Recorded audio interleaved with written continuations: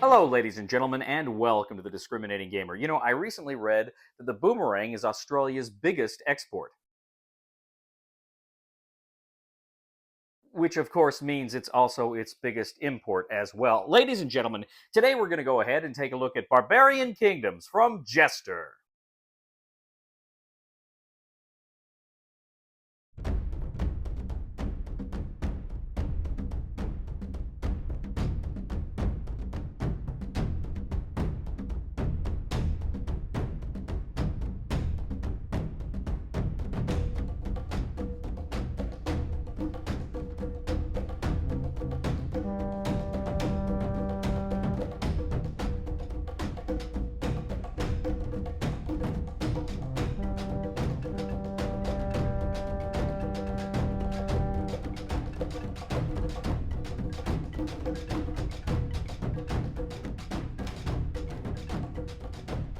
In Barbarian Kingdoms from Jester, 2 to 6 players take on the roles of various barbarous peoples after the fall of the Western Roman Empire as they attempt to gain lands, money, wealth, and become the greatest barbarian kings of them all.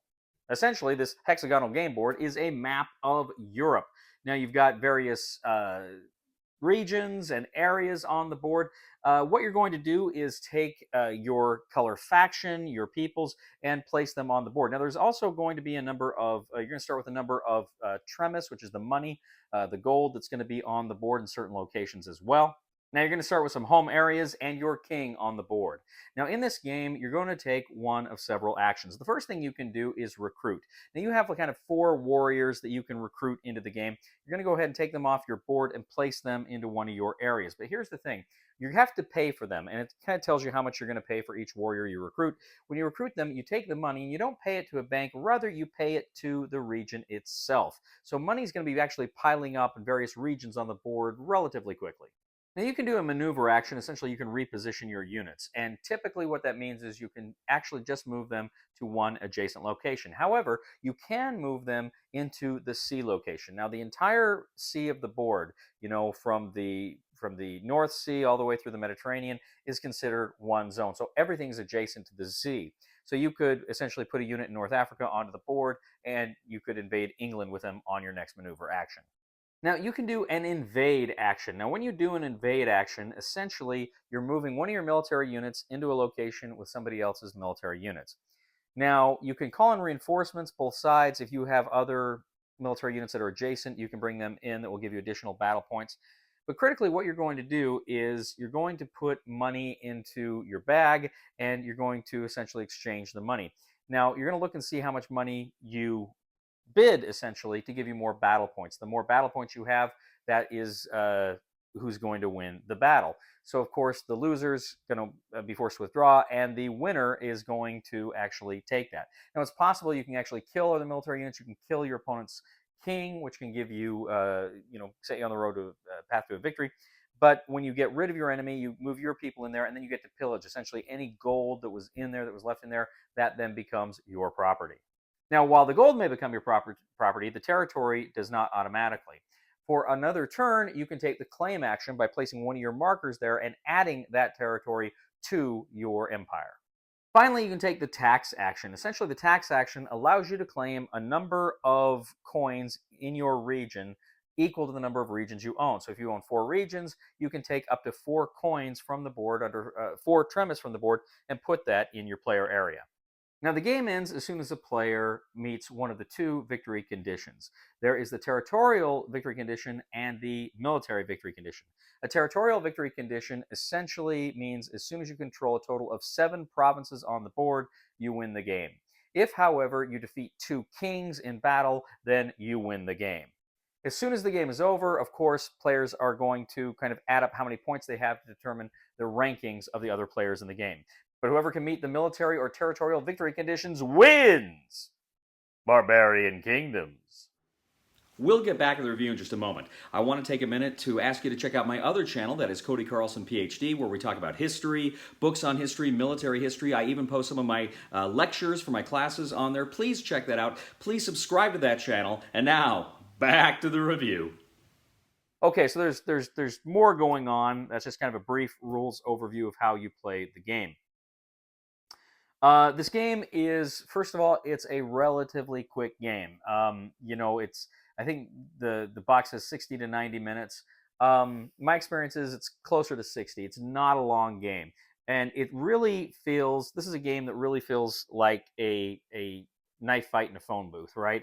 You're all just kind of packed in there. You're all looking to get advantage over each other, and there's a lot of other fun surprises in the game. The various players have some asymmetrical abilities that come into play in the game as well.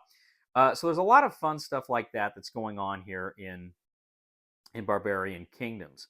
It's really fun and kind of counterintuitive where you're paying your money not to a pool or to a bank, but actually to the board itself. And that kind of incentivizes people to try to come after those provinces if there's a lot of wealth there, which I thought I really got a kick out of. I thought that was really, really well done here. But there's really only just these few actions in the game, recruit, maneuver, invade, claim, tax. That's really about it. So every turn, as it's going around, you're thinking, what one thing am I going to do? And you're trying to figure it out. If you need money, of course, you're going to tax or try to make a play for an invasion, although that can be scary if you don't have the money to back it up, because those bribes in battle are incredibly important. That's your wealth is also your military ability, which I think is really a fun innovation here. It's a tight little game. It's a fun little game, and like I say, it's great advantages. It's not too long, right?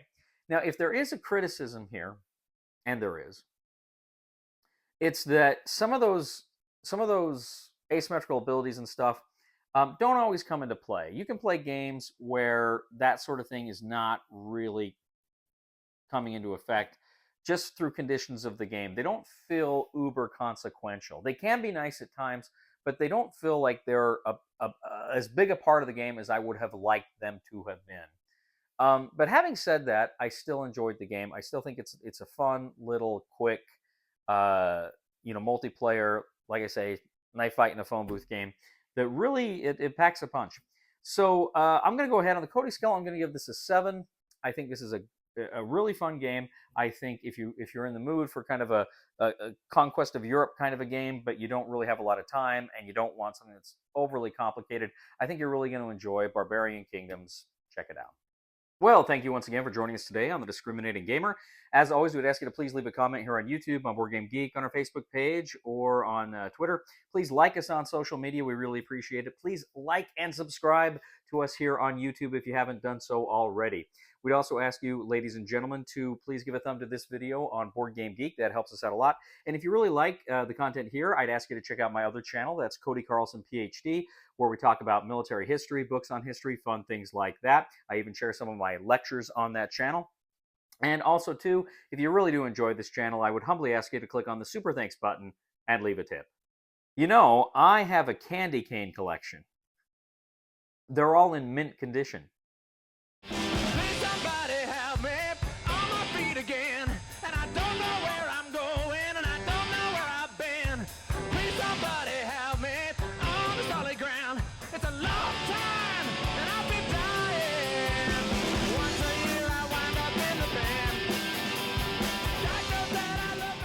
Three, two, one.